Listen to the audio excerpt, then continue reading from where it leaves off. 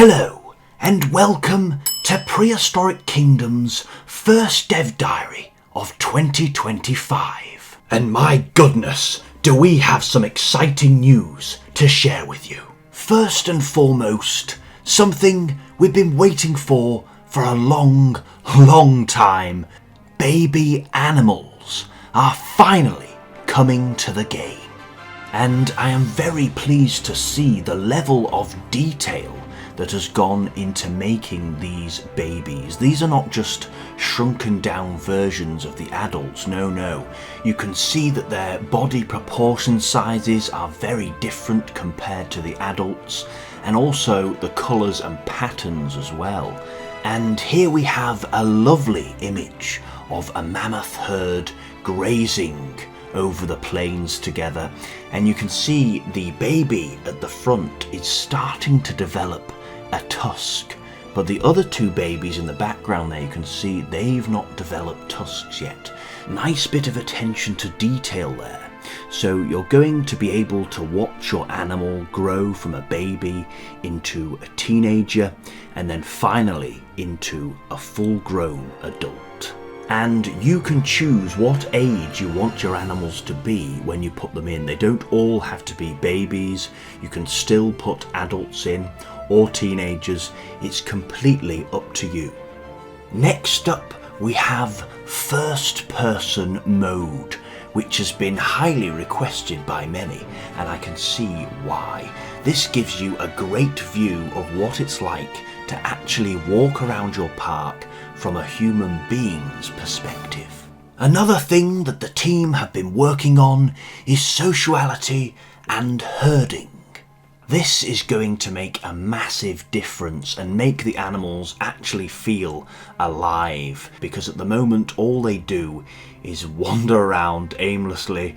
None of them are grouping together and none of them are reacting to one another in any way. But the team have been working really hard on this, and one of the things they've been focusing on in particular is animal ranking. So there's going to be a leader of the herd and then animals ranked underneath this one. And they're also talking about behaviours where animals will compete to try and move themselves up the ranks and try and become the leader of the herd. So that's really interesting. Some really complex behaviours here that they want to bring in. They've also been working on mixed herds, where you have two different species grouping together. Like you can see here, we have the large herd of Brachiosaurus, and then at the bottom on the ground you can see some Dryosaurus grouping with them. We do see this in the animal kingdom today. Things like zebra and wildebeest on the plains of Africa will herd together. Basically, the reason they do this is because you have more eyes to look out for predators. And what better animal to herd with than a Brachiosaurus? It's basically a massive watchtower. If I were a Dryosaurus, I'd definitely be telling my clan, come on, let's go and hang around with these guys, because if a predator does come by, we've got a much better chance of the predator being noticed by the Brachiosaurus and then being alerted by them, so we can get away before the predator manages to sneak up and pounce. Next up, we have another form of behaviour, combat and hostility. It's not quite hunting, but we're getting there. This will be really good to see. It's going to be a bit more entertaining to see our dinosaurs fighting and competing with one another. And you can see here we have two Tyrannosaurus Rexes sizing each other up. One is biting at the other one and the other one seems to be backing off. This is really good behaviour, because this is what you would get in the wild, and it makes the animals seem that much more real.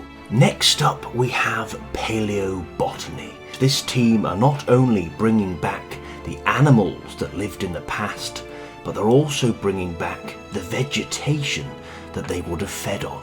They plan to have around 30 different species of extinct plants when it's finished, and one of them in particular has grabbed my attention.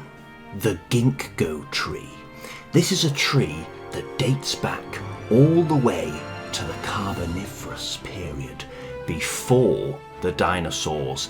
Is this a little tease of what's to come in the future? We already have a statue of an Arthroplora and a dragonfly, and now they're giving us trees from the Carboniferous period, but we have no animals yet that lived during that time. I think this could be a little clue, and I hope it is, because I would love to make a massive bug house, a big dome with dragonflies flying around. It would be so cool, just like the one off Prehistoric Park. So I hope this is something that's definitely going to come in the future. Next on the list we have terrariums. Now these are for smaller animals in your zoo.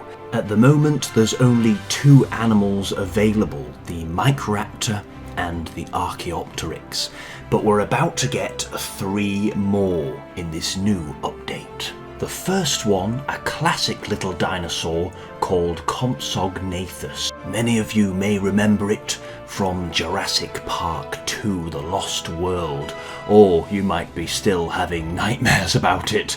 They may come across as quite cute and quite harmless, but do not be fooled. If you make one angry, you'll have a Compsognathus horde hunting you down through the jungle. But yes, it looks like a lovely design. Doesn't look like it's been rendered or made into a proper 3D model yet, but the designs here are really nice. Some feathers and a little bushy tail. They look rather cute, don't they? Moving on to the next animal, and I'm glad to see we've got a bit of variety here, because this is the first fish that we've got in this game. But this is no ordinary fish, as you can tell. Tiktaalik has traits from fish as well as those from amphibians. So basically we're looking at evolution in the process here. This is a fish that has started to crawl out on the land. It's still tied to the water. You can see it's still got its tail for swimming. It's not quite ready to go running around on the land yet. It still needs the water, but a few more million years this animal will start to evolve into the very first amphibians, things like newts, salamanders and frogs. I wonder if this means we'll get more amphibious animals coming up in the future. Things like Beelzebufo, the giant devil toad from Madagascar. And possibly we may get some animals that are fully aquatic, things like marine reptiles, maybe some early whales, Lambeocetus, or even things like Basilosaurus. That's probably a long way away, but we are starting to move to a more aquatic area now. All of the animals can swim. We've got Spinosaurus, which spends a lot of time in water, and now we've got this fish. Maybe this could be promising that we will get things like that in the future. Fingers crossed.